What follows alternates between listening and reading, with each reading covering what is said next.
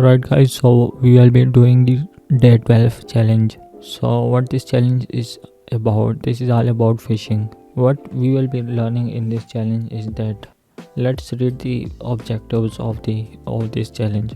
So first we will spot phishing emails, and after that we will learn the phishing different kind of phishing techniques, and we will also understand the difference between spam and phishing.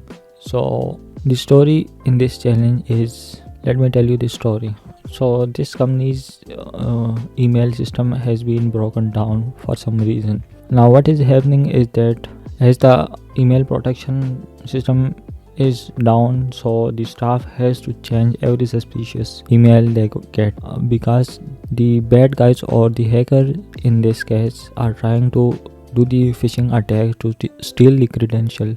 So what we will be doing is to join the incident response team. We will be looking at those emails and figure out which one are legit and which one are not. So let's get started, and you can see it over here on the code that we will need to start the virtual machine, and there will be a direct link as well. So let me click on the start machine, and let me click on the check as well, and then let's move to the task 2. So what is phishing? Let's have a short audio about it. Phishing attacks are such kind of attack like when you get fake emails in which the hacker trying or pretending to be real just for a sake so that they can steal stuff and data and credential. In phishing the messages are carefully designed to hack the people's mind to let them click on the link or download the file, or like letting them do some kind of action. As we can see, the common intention of phishing are like credential stealing and malware delivery to download a malware so that they can have access to their system, and another is data exfiltration so that they can get the sensitive data, and then also another is financial fraud so they can steal money from them. So as you can see in this image, this is a phishing email. So this person using the free domain gmail.com, this is the attacker email, and this is the person they are trying to steal data from, and this is the date. This is the message the attacker designed to hack the person. In today's world still use the phishing because this is one of the problem that technology can't fix, because it has nothing to do with the technology. It's only related to people. Although training and awareness can fix that, but still some human might fall for that. And the truth is a lot of people fall for the phishing even now. And then over here we have what is spamming. Like, it is saying that why spam is not phishing. Spam and phishing are two different things. As we have the phishing is like pretending to be someone else to steal data. You can see the intention here, while the spam is while the phishing is that like annoying ads like that nobody asks for. The example we can have like code boy our new event planning software. So this is what the spamming is. As you can see, spam focuses on quantity or precision. These are the messages sent in bulk, like sending so many messages at once, mostly related to marketing and irrelevant content. Intention for phishing is promotion scams like spreading fake offers, and then traffic generation to generate the traffic by making the people click on the link or anything like that. And also data harvesting to collect the active email addresses. As you can read the content of the message, this is purely only for marketing. This has nothing to do with the phishing attack. Next we have the Phishmas takeover. Let's discuss that. So this is all about the different types of techniques used in phishing. So first we have impersonation. Let's discuss this. So impersonation means pretending to be someone else while they are fake, but they are trying to be real just to convince people that they are real. As you can see in this image, someone has created a Gmail with a name of Max Kitty they are trying to get some information in the email. So if we want to know whether this specific email is a phishing attack or not, so we will first check the email, that who sent the email. As you can see that this is sent by someone who is trying to be Max Kitty. If this were Max Kitty, he would use the actual email of the company like maxkitty@tbfc.com, not a free domain like gmail.com. So this is the first technique that the attacker use. Next we have is social engineering. So in social engineering, what they do is they manipulate people, letting people to believe like they design stories, emails, call or chat messages that people easily believe on that and fall for the phishing attack. So as we described impersonation above, it is a type of social engineering. The attacker is trying to be someone, and then we have sense of urgency, like we can use some terms like urgent immediately to make pressure on the person so that they can take the desired action we want. The intention of this email is that the attacker is trying to get the VPN credential. As you can see here, they can pretty much ask for like approval of payment and opening malware or sharing sensitive data. As you can see in this image, this is pure impersonation, like the person is trying to be Max Kitty, and over here they are trying to not contact on call, rather they are trying to send an email, and over here they are using the word immediately to create sense of urgency so that they can take action as fast as possible. And over here same thing, sense of urgency. Next we have Typosquatting and Punycode. So what they are saying over here is that we have learned about that looking at the sender's domain, like in the above free domain gmail.com, we can easily know that they are trying to do the phishing attack on us. But what if the attacker create a similar domain, very similar and exactly looking the same as the original one? That's what we call typosquatting, as you can see in here, like google.com or this. Mostly people fall this type of attack. Another example is Amazon or Amazon, or another is victoriasecret.com or victoriasecret.com. See, we have here double S and here single S. Typosquatting is when the attacker registers a common misspelling domain which is very similar to the original one, as we see over here in the examples. And the Punycode is, let's understand this Punycode more simply. Let me show you something. As you can see over here, some languages don't use the ABC letters. As you know, different languages have different letters. For Chinese it will be different, for Russian it will be different, and same for the Arabic. So the internet actually needs to handle these different kind of letters from different languages, so it uses something called Punycode, as we are discussing it, to convert those letters into the actual English ABC letter. What the bad guys or hacker tries to do is that they register a domain and use very similar character that almost look the same as English one, but actually is not. So in this example we can see this is the English character A, which is A. Okay, we know that it is A. But if we see the Cyrillic A, which does not exactly look like the A, as you can see the difference.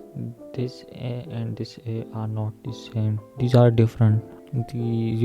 We can see the difference clearly, but it's right now we are seeing the difference because we are discussing it. If you are not discussing it, it's very hard to know that there is a difference in both of them. So the hacker tried to register Amazon.com using this Cyrillic A. So this Amazon.com and that another original are two different stuff, because this use that A, like this A over here, and the rest of the same. So this Amazon and that original are different. What we see as a human, we see Amazon.com, but what the computer see is x and Amazon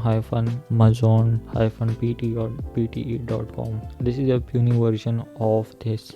Wherever we see the x and double hyphen, that means that it is Punycode, and that is a red flag. So now let's back to the TryHackMe. As you can see, we have another example of TryHackMe. Instead of typing the same try as we write in English, they write this try and Cyrillic characters. So we see that as tryhackme.com, which look exactly the same. The difference is almost impossible to see. We see this while the computer see this. This is the Punycode encoded version. So what the attacker do next is they register a domain like that, and then they make email with this domain, and then they do the phishing attack. So when the person check the source address, like who sent the email, they will see that the email is sent by the TryHackMe. So most likely they will fall for that phishing attack. In this example, the TBFC, the attacker registered a domain with TBFC. The F is in different character, so that look exactly the original one, tbfc.com, and then they made a domain email, and now trying to do the phishing attack on some users. So the user most likely will fall for that attack because it's look very similar to the original one. Next we have the spoofing. So the spoofing simply means is making an email appear to come from one address when it's actually came from another email. So for that, how we will detect if it's a phishing attack or not, we will look at the email header in which the secret information is stored. So we do have three magic tests, or like I should say every email goes through three security checks. One is, as you can see, one is SPF, another is DKIM, and another is DMARC. So what these stuff mean is that SPF simply means stand for Sender Policy Framework. What it does is that it asks questions like, is this server allowed to send email for this domain? Like for example, it asks question like, is this mail carrier allowed to deliver letter from your school? Another is the DKIM one, which means domain key identified mail. What it does is it asks the question like, does this email have the right digital signature? And third, we have the DMARC, which means domain based message authentication. It asks question like, based on the SFP and DKIM, this is like the final step, which is asking, should we trust this on or no based on these two stuff. If this and this gets failed, if any of the two or three are failed, as you can see these are all failed, so we can say the email is spoofed. Next we will also check the return path. If this email and this email both are different, we can confirm that the email is spoofed. See, this email and this both are different, so we can say that the email is spoofed. Next we have the malicious attachment. So what this means is having a virus or like malicious script or something in the normal file. So when the user click on the attachment, downloads it, in the background the script or the program runs without the user acknowledgement. As you can see over here, malicious attachment have different calls. Like once you open it, it can install malware, steal password or information, or also give attacker access to your device. If you want to learn more about this, I can suggest a video. Let me show you. As you can see, this guy have similar video, but you can search for that yourself. You can understand this from thumbnail. This is the .exe file that's being put inside this PNG. So when the person click on the PNG, so what the user see is only the image, while in the background this .exe file gets run. So now let's move to the trending phishing part. Okay, so what this means is that the attacker does not like directly send emails or send the malicious program. What they do is they use the legitimate software or application, and they are hiding behind that. So in this example, this is the attacker email. As you can see, this is the fake domain as we described above. That guy sent email, Christmas laptop upgrade agreement. So when the user click on this does look a PDF file. So when the guy click on OK, they will be move to another page, and that page will be a fake page where they will steal the credential. So when the user click on this, they will move to another page. They will enter their credential to access this file, and once they enter the credential, the attacker will get the credential. So next we have is that you can see similarly in or here, as I described, this is the fake login page. This is also not real URL of the Microsoft login page. This is just for the sake of stealing credential. When we get into it, we will enter the credential and the hacker will get our password and email. Next we have the side channel communication. Okay, this one is important as the attacker try to move the conversation from the email to another platform. Like in this case, you can see they are telling that respond on the given WhatsApp number so that they can, and the attacker can further do his phishing attack, because he can't do that on the email that's being monitored and secured and it is being seen. In other terms, or in simple terms, I should explain this like the attacker tries to move the conversation away from email to something else. What they do is they tell the person to contact on WhatsApp number, or like they are currently not able to email, or they do some tactic to move the convo to some other platform. So what we will do next is we will actually look at those 6 email given in that is in the machine, and we will see which one are the legit and which ones are not, and after that we will answer these questions and then we will be done with this room. So let me start again the machine, because it had some problem. So we will just wait for the machine to get started, and after that we will do our stuff.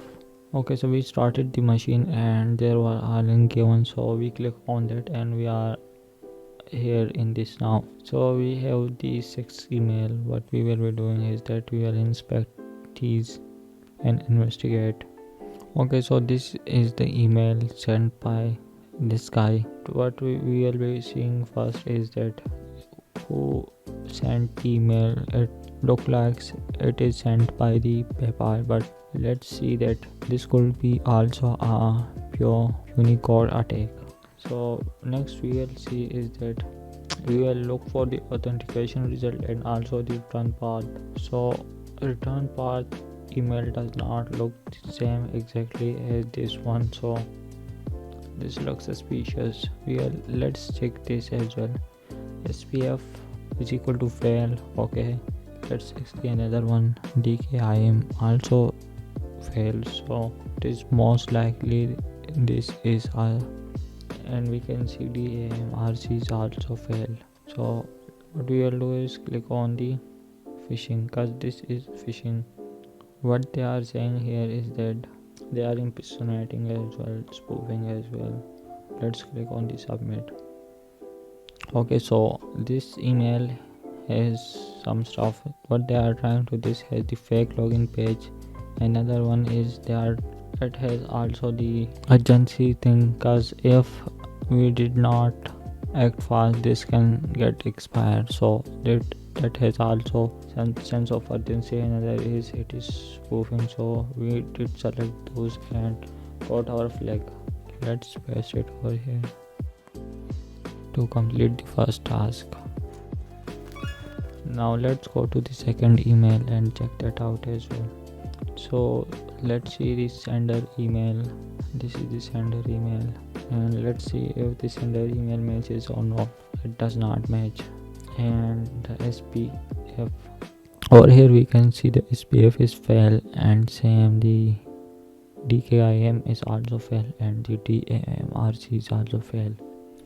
Let's see next. This is a phishing attack. What they are trying is that this is spoofing attack, and then it has the malicious attachment. And next we have, and the next thing is they are impersonating. They are acting as they are from the TBFC company, but their actual email is this. So we selected impersonation, spoofing and malicious attachment. That's the device, so we got our flag. Let's copy this and let's paste this over here and click on the check. Let me copy this again and paste it here. Now let's go to the third email. First we will see the sender email. This is MaxKD, this is impersonation. We can see both are the same email, but this is impersonation. And let's check this. These are pass, and what see there is urgency as well. Impersonation, urgency, and next word there is. Let's select those two first. There is impersonation and there is a spoofing attack and there is sense of urgency. Okay, the last one was social engineering text. This is designed, specifically designed so that we can tag the action described in the email. So we selected these three one and got our flag. Let's copy this and paste it here. Now let's move to another email. This does look from the Dropbox. So is it actually from Dropbox or no? So let's see. It is not from the Dropbox. So this is impersonation. What next is that there is a fake login page as well. Let's select those two, impersonation and fake login page.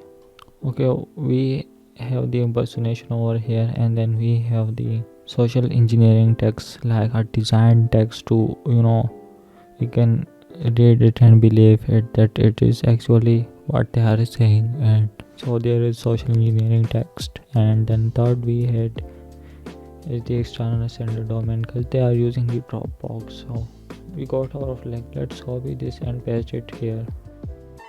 Now we can move to the fifth email. So this is the email, we can see. Let's check it out here. This and that email does not match, so impersonation. And this does look spam, because it seems that they are marketing something. So I think we are good. Let's click on the spam. And yes, it was a scam message, so we can copy this and paste it here, and we can move to the next one. Let's go to the next one. Okay, so we can see that they are using another domain, external domain, Microsoft one, and there is a Punycode attack as well, and it looked like there is also impersonation. So let's click these three: Typosquatting and impersonation and external domain. Okay, the external domain was wrong. Okay, so there was impersonation and Typosquatting, because we see that was not the actual domain, and the social engineering text as well. That will make us click on this and this stuff, and then they will capture our data. So let's copy this and paste it here, and let me click on this as well. Okay, so finally we are done with this challenge. I'll see you in the next one.